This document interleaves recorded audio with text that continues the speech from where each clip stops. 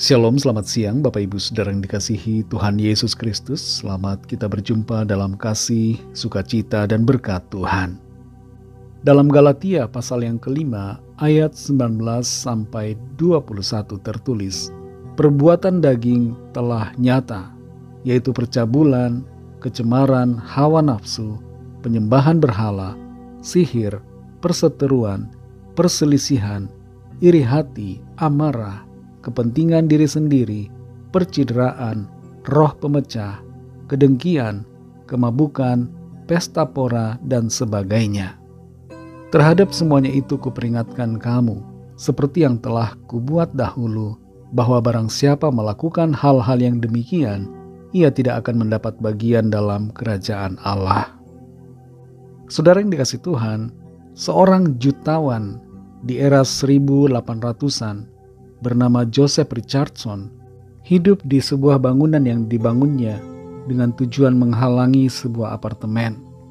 Bangunan yang dia bangun berukuran lebar sekitar 1,5 meter dengan panjang 31 meter. Bayangkan tinggal di sebuah rumah dengan ukuran lebar hanya 1,5 meter saja. Padahal Joseph Richardson adalah seorang jutawan pada saat itu. Kalau dikonversi ke masa sekarang, dia adalah seorang miliarder Amerika Serikat. Bangunan rumah yang dibuat oleh Joseph Richardson disebut sebagai rumah dendam atau The Spite House.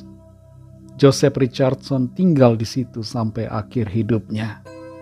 Semuanya dilatari oleh karena dendam terhadap tetangganya, yaitu pihak yang membangun apartemen di sebelah tanahnya. Dendam atau kebencian hanya akan menghancurkan dan merusak diri kita sendiri. Kebencian dan dendam membuat kita tidak dapat menikmati kehidupan. Kita mengira kita dapat menyakiti orang lain oleh karena kebencian kita, tapi sebenarnya justru kita menyakiti diri kita sendiri. Dalam Galatia 5 ayat 19-21 ini, kita membaca tentang perbuatan-perbuatan daging. Di dalam daftar perbuatan daging ini, tertulis tentang perseteruan, perselisihan, iri hati, amarah, kepentingan diri sendiri. Sikap kebencian membuat kita berseteru dengan sesama kita, berselisih. Kebencian membuat kita iri hati, ada amarah, dan mementingkan diri sendiri. Sikap-sikap ini kita kira dapat menyakiti dan menghancurkan kehidupan orang lain, tapi sebenarnya mempunyai dampak atau efek balik terhadap diri kita. Jangan sampai kita menjadi seperti Joseph Richardson yang ingin menyakiti tetangganya, tapi dia menghancurkan kehidupannya sendiri. Dia menghancurkan keluarganya, walaupun dia punya banyak uang, walaupun dia sukses, tapi dia hidup dalam ketidakbahagiaan dan tidak dapat menikmati berkat yang ia miliki.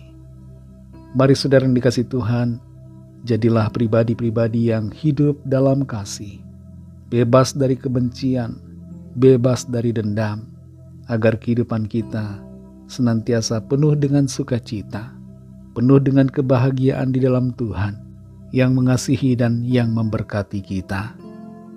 Mari kita berdoa. Terima kasih Tuhan Yesus, kami mengucap syukur untuk firman-Mu yang sudah kami dengar pada saat ini. Firman-Mu yang terus menolong kami, menuntun kami untuk hidup dalam kebenaran-Mu, hidup dalam kasih, bebas dari kebencian dan dendam, dan segala sifat-sifat yang buruk.